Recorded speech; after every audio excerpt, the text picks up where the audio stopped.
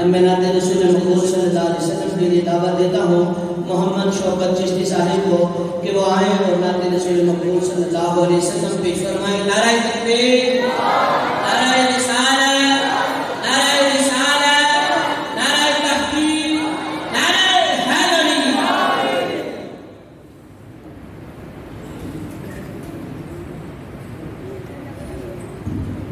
दुरूद शरीफ का नज़राना पेश कीजिए। पढ़िए सल्लल्लाहु अलैहि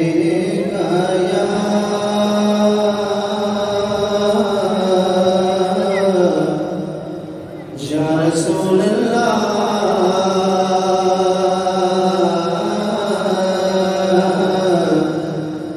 वसल्लम अलैका या हबीब अल्लाह। मोहब्बत के साथ पढ़िए सल्लल्लाहु अलैका या